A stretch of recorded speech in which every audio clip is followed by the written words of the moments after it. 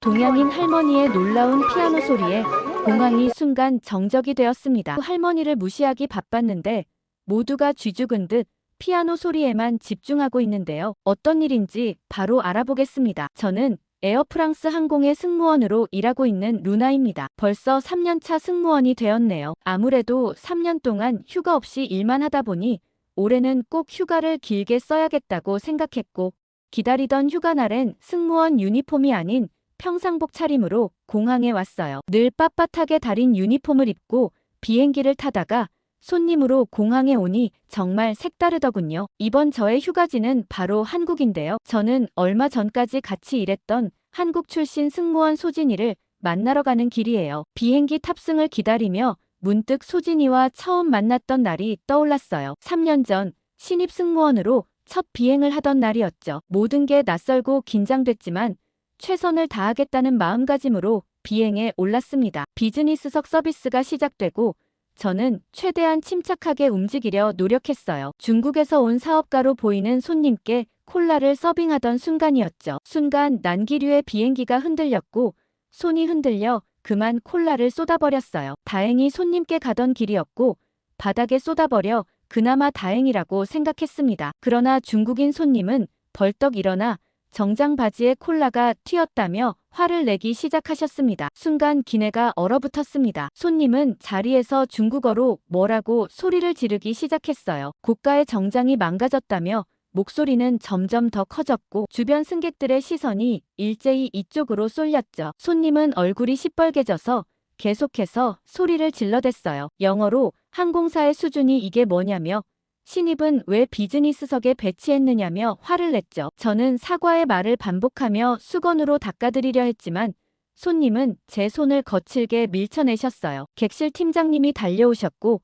저를 일단 갤리로 들어가라고 하셨습니다. 갤리에서 부들부들 떨고 있는데 밖에서는 여전히 손님의 고성이 들려왔어요. 항공사를 고소하겠다는 말까지 나왔죠. 잠시 후 팀장님이 오셔서 한숨을 푹 쉬셨어요. 중국 손님이 비행기 티켓 환불을 원하고 있어서 대화가 안 통한다고 하셨죠. 중국 손님들은 예민한 손님들이 많기 때문에 어쩔 수 없다며 처음이라 많이 놀랬겠다고 하셨어요. 난기류 때문에 어쩔 수 없는 상황인 걸 이해한다며 하지만 지금 중국인 손님이 굉장히 예민해져 있으니 비즈니스석 응대는 하지 않는 게 좋겠다고 하셨죠. 저는 너무 속상해 그만 화장실에 숨어 울고 있는데 누군가 노크를 하더니 문틈으로 따뜻한 종이컵 하나를 건네주었어요. 고개를 들어보니 그때 처음 본 소진이였죠. 소진이는 한국에서 가져온 믹스커피라며 저에게 건네주었어요. 프랑스에서는 본 적 없는 독특한 커피였습니다. 소진이는 이런 일은 누구에게나 있을 수 있다며 특히 중국 손님들은 서비스에 대해 예민한 편이라 다들 한 번씩 겪는 일이라고 위로해 주었어요. 그때 달달하고 부드러운 커피 맛이 낯설면서도 위로가 되더라고요. 나중에 알게 된 이 믹스커피는 제 비행 필수품이 되었어요. 그 후로도 한 번씩 소진이와 함께 비행을 했었는데 결정적으로 가까워진 계기가 있었습니다. 사실 저는 어렸을 때부터 할머니와 둘이 살았어요. 부모님은 제가 아주 어릴 때 돌아가셨거든요. 그래서인지 생일 같은 특별한 날들을 크게 의미 있게 여기지 않았어요. 할머니께서도 그런 날들을 특별히 챙겨주진 않으셨거든요. 그런데 소진이는 달랐습니다. 제 생일날 소진이가 다른 승무원들과 함께 깜짝 생일 파티를 열어줬어요. 케이크와 작은 선물들로 꾸며진 테이블을 보는 순간 눈물이 날 것 같았죠. 하지만 그게 전부가 아니었어요. 소진이는 한국의 전통이라며 미역국까지 끓여왔더라고요. 한국에서는 생일에 꼭 미역국을 먹는다며 엄마가 아기를 낳고 미역국을 먹었던 걸 기념해서 태어난 사람도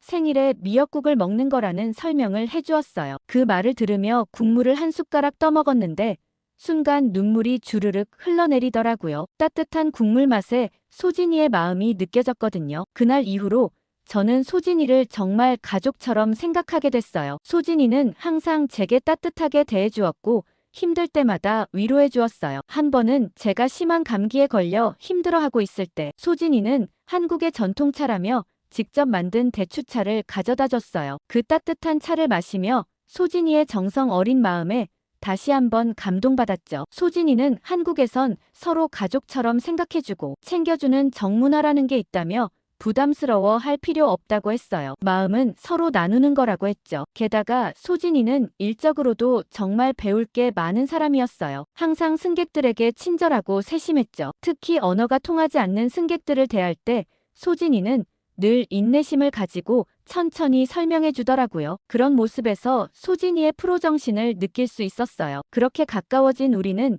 야간 비행이 있을 때면 항상 믹스커피를 마셨어요. 승객들이 모두 잠든 새벽 시간, 갤리에서 둘이서 조용히 커피를 마시며 이야기를 나누던 시간이 참 소중했죠. 한 번은 13시간이 넘는 특별히 긴 야간 비행이 있었어요. 승객 대부분이 잠들었을 때쯤 소진이가 조용히 저를 불렀죠. 갤리에 가보니 소진이가 커피 2잔을 준비하고 있었어요. 한국의 믹스커피와 함께 과자도 꺼내놓으며 잠깐 쉬어가자고 했죠. 그날따라 유독 피곤했던 저는 커피를 마시며 할머니 생각이 나서 울컥했어요. 소진이는 제 이야기를 가만히 듣더니 한국말로 괜찮다는 뜻의 괜찮아요라고 말해주었습니다. 그게 제가 처음 배운 한국어였죠. 그때부터 소진이는 제게 틈틈이 한국말을 가르쳐 주었어요. 힘들 때 쓰는 파이팅, 고마울 때 쓰는 감사합니다, 맛있다는 뜻의 맛있어요까지 한국어를 배우면서 한국 문화도 자연스럽게 알게 되었죠. 특히 기내식 서비스 때 한국 손님들께 한국말로 인사를 건네면 다들 너무 좋아하셨어요. 서툰 발음이지만 열심히 배우는 모습을 예쁘게 봐주시더라고요. 그럴 때마다 소진이는 제가 한국말을 잘한다며 기뻐했습니다. 소진이도 저에게 힘들었던 순간을 털어놓곤 했어요. 타지에서 일하는 게 쉽지 않다고, 가끔은 무척 외롭다고 말이죠. 그럴 때면 제가 프랑스어로 응원을 해주고 소진이는 한국어로 답해주곤 했습니다. 이렇게 우리는 서로 다른 언어로 위로하고 웃으며 친구가 되어갔어요. 소진이 덕분에 한국이라는 나라가 더욱 가깝게 느껴졌고 이제는 제 제2의 고향 같은 곳이 되었습니다. 그런 소진이가 잠시 휴직을 한다고 했을 때 모두들 놀랄 수밖에 없었어요. 소진이처럼 승무원의 제격인 사람이 없다고 생각했는데 말이죠. 얼마 전 연락했을 때 소진이는 휴가가 되면 한국에 놀러오라고 제안했고 저는 너무 좋다며 덥석 수락했죠. 사실 승무원들은 특별한 혜택이 있어요. 바로 저렴한 가격으로 비행기 표를 살 수 있다는 점이죠. 하지만 이 혜택에도 조건이 있었어요. 바로 승객들이 많이 타지 않는 비행편을 골라야 한다는 거예요. 그래서 저는 항상 빈자리나 취소표를 노리고 있죠. 이번에도 그랬어요. 한국행 비행기 중에서 가장 한산할 것 같은 시간대를 골랐습니다. 이런 방식으로 여행을 가다 보면 종종 예상치 못한 일이 생기기도 해요. 그러니 일찍 공항에 도착해서 기다리는 게 중요하죠. 공항 의자에 앉아 긴장된 마음으로 비행기 정보를 확인하다 보니 시간 가는 줄 모르겠더라고요. 이렇게 기다리는 것도 여행의 일부라고 생각하며 주변을 둘러봤고 여행객들을 구경하는 것도 재미있었어요. 가족 단위로 오신 분들, 연인들, 그리고 저처럼 혼자 여행 가시는 분들까지 다들 설레는 표정이었습니다. 스마트폰으로 비행기 정보를 확인하면서 주변을 둘러보니 평소에는 바빠서 보지 못했던 것들이 눈에 들어왔습니다. 출국장 근처의 카페들과 면세점이 한눈에 들어왔고 각국의 다양한 여행객들이 오가는 모습도 보였어요. 비행기를 기다리는 긴 시간이 오히려 새로운 풍경을 발견하는 소중한 시간이 되었죠. 이런 곳들을 구경하며 걷다 보니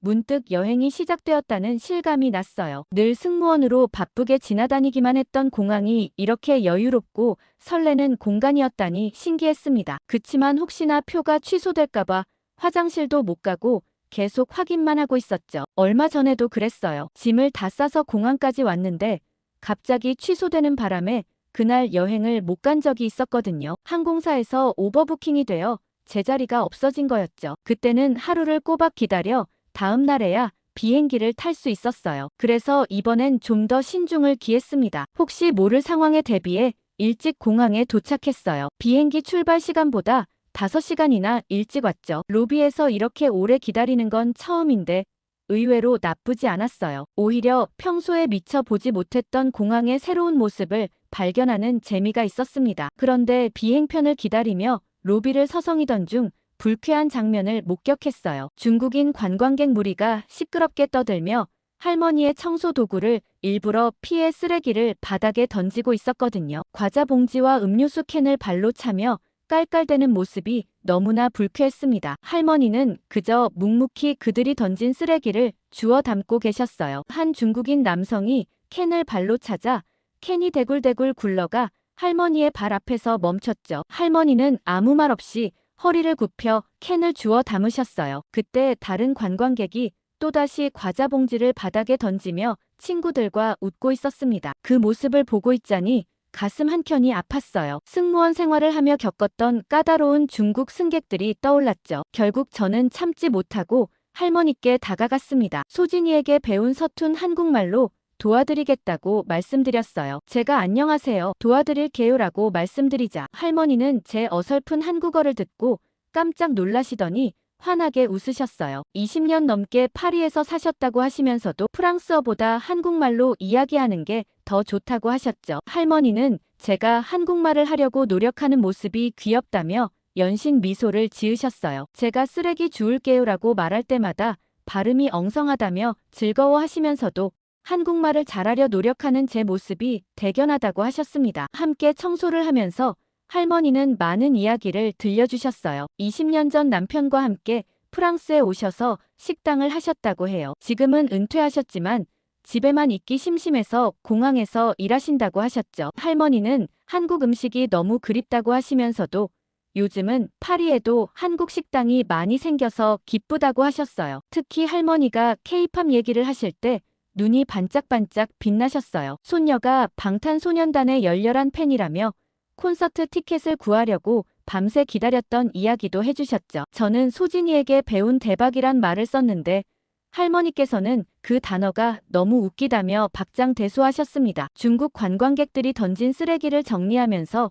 할머니는 화를 내기보다는 오히려 그들을 이해하려 하셨어요. 자기가 무슨 행동을 하는지도 모르는 사람들에게 일일이 화낼 필요가 없다며 너그럽게 말씀하셨죠. 할머니의 그런 모습을 보며 대단하다고 느껴졌습니다. 할머니는 제 마음을 아시는지 등을 토닥여주시며 괜찮아요. 다 인생 공부예요 라고 말씀해 주셨습니다. 청소를 마치고 할머니께서는 주머니에서 알사탕을 꺼내주셨어요. 한국에서 손녀가 보내준 거라며 쑥스러운 듯 건네셨죠. 그리고는 제 한국말 발음을 하나하나 고쳐주시면서 다음에 또 만나면 더 많이 가르쳐 주시겠다고 하셨습니다. 특히 제가 한국에 간다는 말을 듣고는 정말 기뻐하셨어요. 꼭 먹어봐야 할 음식들을 하나하나 적어주시면서 한국 사람들의 정을 꼭 느껴보라고 신신당부하셨죠. 할머니는 비록 프랑스에서 오래 사셨지만 마음만큼은 여전히 한국에 있다고 하셨어요. 그렇게 할머니와 헤어지고 다시 자리로 돌아왔을 때 어디선가 아름다운 피아노 선율이 들려왔어요. 호기심에 소리가 나는 쪽으로 걸어가 보니 공항 한켠에 마련된 작은 무대가 있었습니다. 그랜드 피아노가 놓인 무대 위에는 세계적인 피아니스트 마르크 듀발이 앉아 있었어요. 저는 그의 이름을 즉시 알아볼 수 있었죠. 할머니와 함께 살 때 자주 들었던 클래식 음반 중에 그의 연주가 있었거든요. 마르크 듀발은 프랑스가 자랑하는 피아니스트로 그의 공연 티켓은 늘 매진된다는 이야기를 들었습니다. 세계적인 피아니스트가 공항 로비에서 깜짝 공연을 한다는 소식이 금세 퍼졌나 봐요. 순식간에 많은 사람들이 모여들었고 저도 그 자리에 멈춰섰죠. 검은 턱시도를 입은 피아니스트의 모습은 무대 위에서 보던 그의 모습 그대로였어요. 첫 곡은 쇼팽의 녹턴이었습니다. 피아니스트의 손가락이 건반 위를 우아하게 움직일 때마다 로비가 아름다운 선율로 가득 찼어요. 공항의 분주한 소음도 마치 마법에 걸린 듯 사라지고 오직 피아노 소리만이 공간을 채웠죠. 여행객들은 캐리어를 멈추고 그 자리에 서서 연주를 감상했어요. 어떤 이들은 핸드폰으로 영상을 찍기 시작했고 또 어떤 이들은 눈을 감은 채 음악에 심취해 있었죠. 저도 모르게 할머니 생각이 났어요. 할머니가 이 연주를 들으셨다면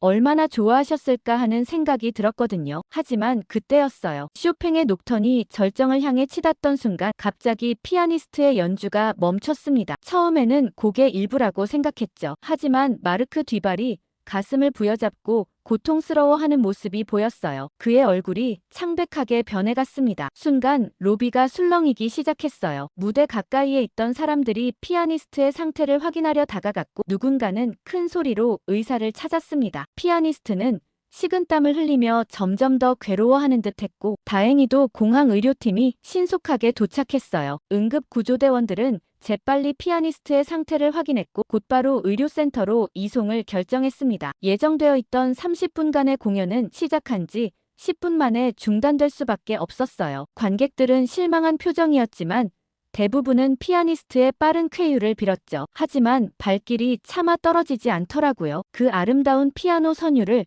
좀 더 듣고 싶은 마음이었습니다. 다른 사람들도 한마음인지 모두들 자리를 떠나지 않고 있었죠. 아까 들었던 쇼팽의 녹턴이 자꾸 귓가에 맴돌았어요. 그렇게 피아니스트가 떠난 자리에 묘한 정적이 감돌 때였어요. 아까 제가 만났던 할머니께서 청소도구를 들고 조심스레 피아노 쪽으로 걸어가셨습니다. 할머니는 먼저 피아노 주변에 떨어진 쓰레기들을 정리하시더니 문득 피아노 앞에 서서 건반을 바라보셨어요. 마치 피아노를 치려고 준비하는 듯 보였죠. 주변 사람들이 수군거리기 시작했습니다. 청소부가 무슨 피아노냐며 비웃는 소리가 들렸어요. 어떤 이들은 휴대폰을 꺼내들며 동영상을 찍을 준비를 했고 또 다른 이들은 이제 그만 가봐야겠다며 자리를 뜨려 했죠. 할머니는 천천히 피아노 의자에 앉으셨어요. 청소 유니폼을 입은 채 거칠고 주름진 손으로 조심스레 건반에 손을 얹으셨습니다. 저는 할머니가 혹여 무안을 당하시진 않을까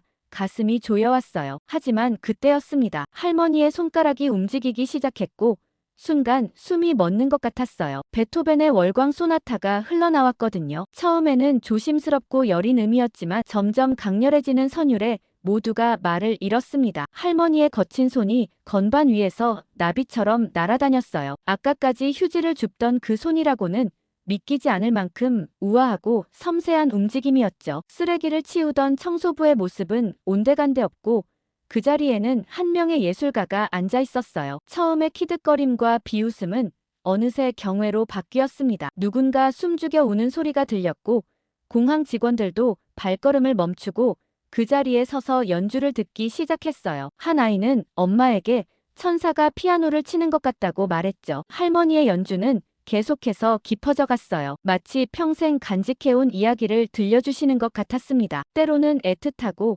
때로는 격정적인 선율 속에 할머니의 인생이 고스란히 담겨있는 듯 했어요. 공항의 모든 소음이 사라진 것 같았습니다. 심지어 비행기 이착륙 안내방송도 들리지 않았어요. 오직 할머니의 피아노 소리만이 공간을 가득 채웠죠. 시간이 멈춘 것만 같았어요. 연주가 절정에 달했을 때 저는 할머니의 눈가에 맺힌 눈물을 보았습니다. 그 눈물이 천천히 뺨을 타고 흘러내렸지만 할머니의 연주는 멈추지 않았어요. 오히려 더욱 깊어지고 아름다워졌습니다. 마지막 음이 울려 퍼지고 할머니의 손이 멈췄을 때 로비에는 잠시 정적이 흘렀어요. 그리고 곧 우레와 같은 박수 소리가 터져 나왔습니다. 모두가 기립박수를 치기 시작했고 할머니의 연주를 비웃었던 사람들은 고개를 숙였죠. 할머니는 그저 수줍은 미소를 지으시며 자리에서 일어나셨어요. 연주가 끝나고 저는 할머니께 달려갔어요. 그 놀라운 연주에 대해 꼭 말씀드리고 싶었거든요. 하지만 이미 많은 사람들이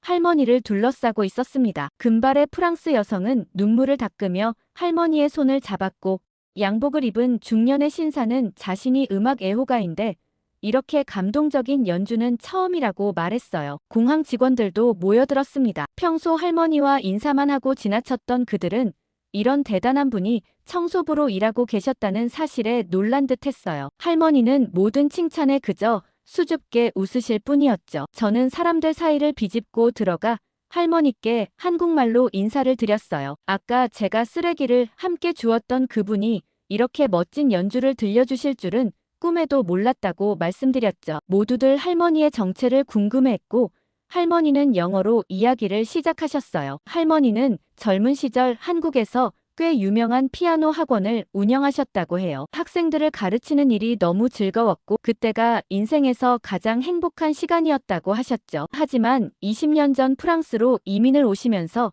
더 이상 피아노를 칠 기회가 없었다고 합니다. 그럼에도 피아노에 대한 사랑은 여전했나 봐요. 할머니는 공항에서 일하시면서 매일 아침 피아노를 닦는 일을 자청하셨다고 해요. 피아노를 닦으며 건반을 살짝 눌러보는 것만으로도 행복했다고 하셨죠. 오늘은 피아니스트가 쓰러지는 걸 보고 기다리는 승객들이 안타까워 보여서 부족하지만 용기를 내어 연주해봤다고 겸손하게 말씀하셨습니다. 주변 사람들은 할머니의 이야기에 더욱 감동한 듯 했어요. 어떤 이는 할머니의 연주 영상을 찍어 SNS에 올리겠다고 했고 또 어떤 이는 할머니께서 다시 피아노를 가르치시면 좋겠다고 제안하기도 했습니다. 특히 한 프랑스 소녀가 할머니께 달려와 안기며 자신의 피아노 선생님이 되어달라고 조르는 모습이 인상적이었어요. 할머니는 소녀의 머리를 쓰다듬으며 따뜻하게 미소 지으셨죠. 그 모습을 보며 문득 할머니의 옛 제자들도 이런 따뜻한 사랑을 받았겠구나 하는 생각이 들었습니다. 하지만 저는 비행 시간이 얼마 남지 않아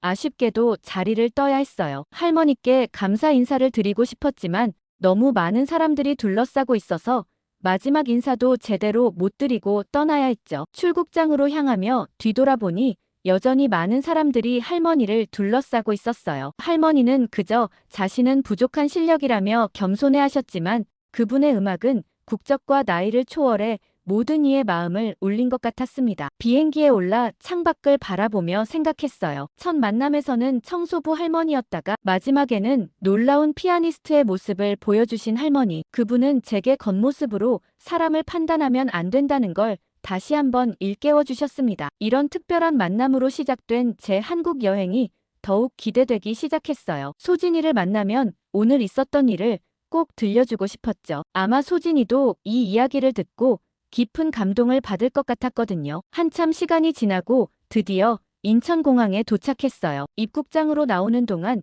긴장감과 설렘이 뒤섞였습니다. 자동문이 열리자 제일 먼저 소진이가 보였어요. 환한 미소로 저를 반겨주는 소진이의 모습은 여전했지만 뭔가 달라진 느낌이었어요. 평소에 깔끔한 승무원 유니폼 대신 단정한 정장 차림이었거든요. 반갑게 포옹을 하고 제 짐을 받아든 소진이는 공항 커피숍으로 저를 안내했습니다. 오랜만에 만난 친구와 이야기를 나누고 싶다며 차 한잔 하자고 했어요. 커피숍에 앉아 이야기를 나누던 중 소진이가 조심스럽게 입을 열었어요. 승무원을 그만두고 로스쿨 입학을 준비하고 있다는 거였죠. 변호사가 되고 싶다는 소진이의 말에 저는 깜짝 놀랐습니다. 소진이는 최근에 있었던 일이 자신의 인생을 완전히 바꿔놓았다고 했어요. 몇 달 전 비행기에서 만난 한 할아버지 승객 때문이었죠. 할아버지는 미국에 사는 딸을 만나러 가는 길이었는데 얼마 전 보이스피싱 사기를 당해 모든 재산을 잃었다고 했답니다. 자식들 뒷바라지하느라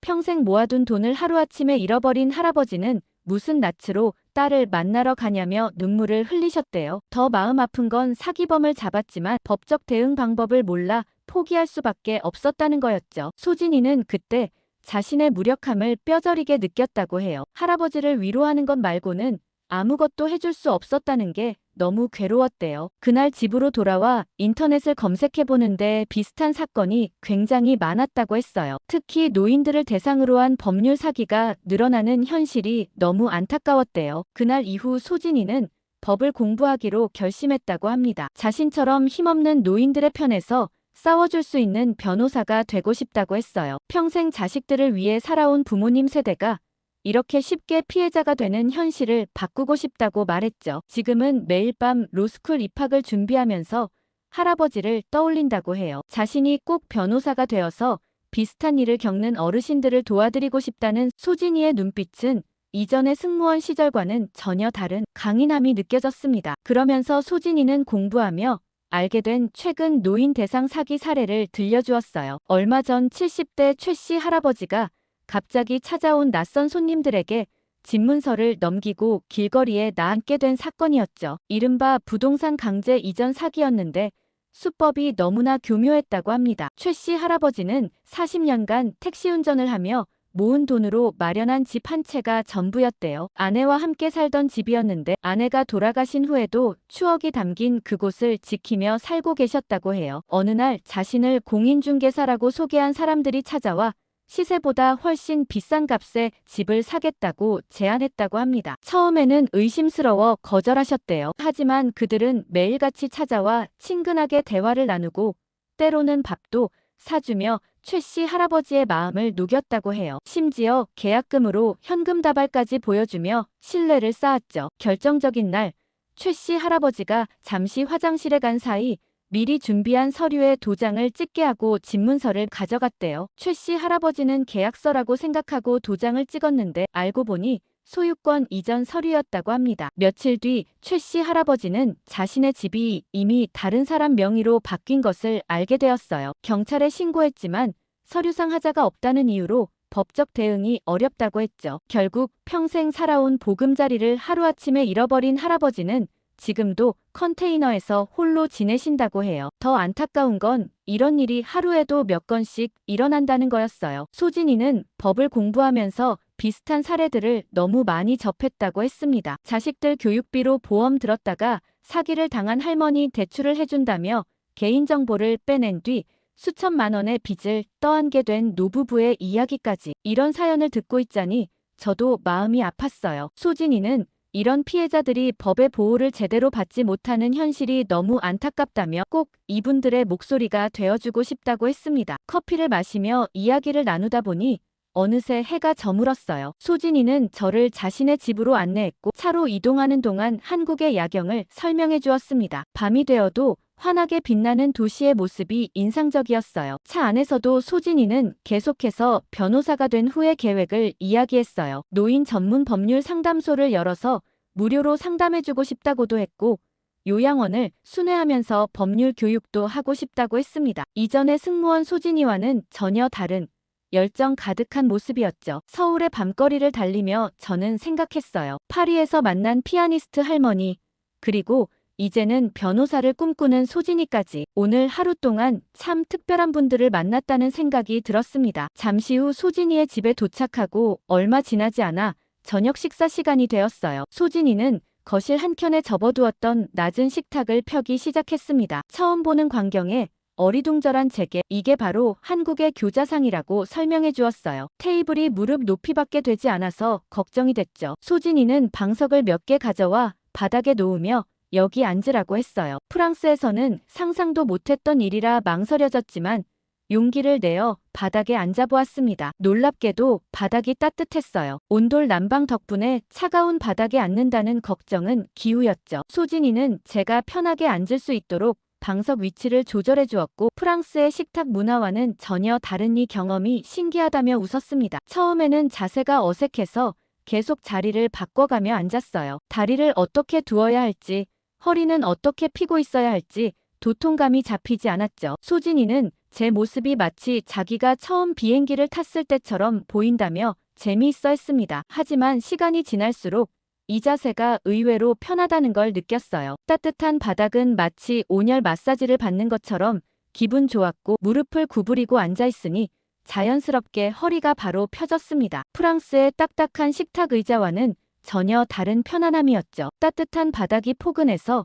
그대로 바닥에 누워보았어요. 소진이는 한국 사람들은 온돌 바닥에 누워서 휴식을 취하는 걸 좋아한다고 했습니다. 실제로 따뜻한 바닥에 누우니 온몸의 피로가 풀리는 것 같았어요. 그때 문득 프랑스의 겨울이 떠올랐습니다. 차가운 바닥 때문에 항상 두꺼운 슬리퍼를 신어야 했고 라디에이터 앞에만 서 있어도 발이 시렸던 기억이 났어요. 하지만 이곳의 바닥은 마치 따뜻한 이불 속에 있는 것처럼 포근했습니다. 소진이는 이런 온돌 문화가 1000년이 넘게 이어져 왔다고 설명해 주었어요. 한국 사람들의 생활 습관과 문화가 이런 난방 방식에 맞춰 발전해 왔다는 게 놀라웠습니다. 난방 방식 하나를 통해서도 이렇게 큰 문화적 차이를 발견할 수 있다는 게 신기했어요. 바닥에 편하게 앉아 있을 때쯤 소진이 어머님께서 저녁 준비가 다 되었다고 부르셨어요. 고개를 돌리자 놀라운 광경이 펼쳐졌습니다. 교자상 위에 크고 작은 그릇들이 가득했는데 이렇게 많은 반찬은 처음 봤죠. 특히 가운데 놓인 붉은 국물의 찌개가 저의 시선을 사로잡았습니다. 보글보글 끓고 있는 김치찌개였죠. 소진이 어머님은 제가 매운 음식을 잘 못 먹을까봐 걱정하시며 국물만이라도 한번 먹어보라고 하셨어요. 조심스럽게 한 숟가락 떠서 맛을 보는 순간 이상한 일이 일어났어요. 매운 듯 하면서도 시원하고 칼칼하면서도 구수한 맛이 입안 가득 퍼졌습니다. 김치의 알싸한 맛과 돼지고기의 고소한 맛이 조화롭게 어우러져 있었죠. 프랑스에서는 경험해보지 못한 완전히 새로운 맛이었어요. 한 입, 두 입 먹다 보니 어느새 얼굴에 땀이 맺혔습니다. 그런데도 계속 먹게 되는 중독성 있는 맛이었어요. 소진이 어머님은 제 모습을 보시고는 기뻐하시며 김치찌개에 대해 설명해 주셨습니다. 오래된 김치로 끓이는 게 가장 맛있다고 하시면서 발효된 김치의 깊은 맛이 국물에 배어 나와야 진짜 김치찌개라고 하셨어요. 어머님은 특별히 저를 위해 일주일 전부터 숙성시킨 김치로 찌개를 끓이셨다고 했습니다. 어머니의 정성이 너무 따뜻하게 느껴졌죠. 소진이의 따뜻한 마음은 어머니께로부터 이어져 온 거라는 생각이 들었습니다. 더 신기했던 건 반찬 문화였어요. 10가지가 넘는 반찬들은 각각 다른 맛과 향을 가지고 있었습니다. 시금치 나물의 담백함, 멸치볶음의 짭조름함, 고사리 나물의 은은한 맛까지 한 숟가락 밥에 이렇게 다양한 맛을 더할 수 있다는 게 놀라웠어요. 소진이는 이 반찬들을 밥과 함께 먹는 방법을 하나하나 알려주었어요. 특히 김치는 종류도 다양해서 배추김치와 깍두기 그리고 총각김치까지 모두 다른 매력이 있었죠. 가장 인상적이었던 건 이 모든 반찬을 함께 나눠 먹는다는 점이었습니다. 프랑스에서는 각자의 접시에 음식을 덜어 먹는데 여기서는 하나의 반찬을 모두가 함께 먹었어요. 처음엔 어색했지만 이런 식사 방식에서 한국인들의 정이라는 걸 느낄 수 있었습니다. 식사 중간중간 소진이 어머님은 제게 계속 반찬을 더 들라고 하셨어요. 특히 제가 김치찌개를 맛있게 먹는 걸 보시고는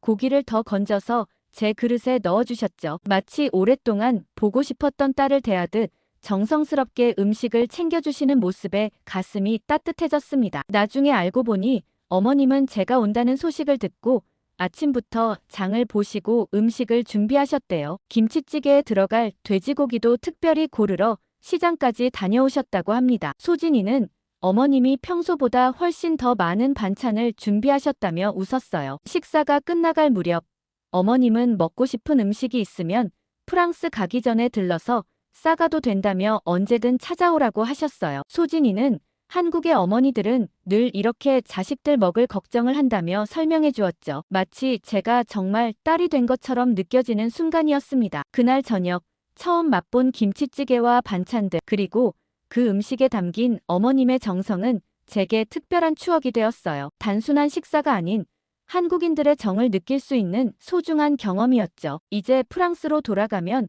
이 맛이 그리워질 것 같다는 생각이 들었습니다. 여러분은 혹시 겉모습만 보고 잘못 판단하거나 무시당해 본 적이 있으신가요? 오늘 사연에 대한 여러분의 생각을 댓글로 많이 달아주시고 구독과 좋아요 꾹 눌러주세요. 감동 필름이었습니다.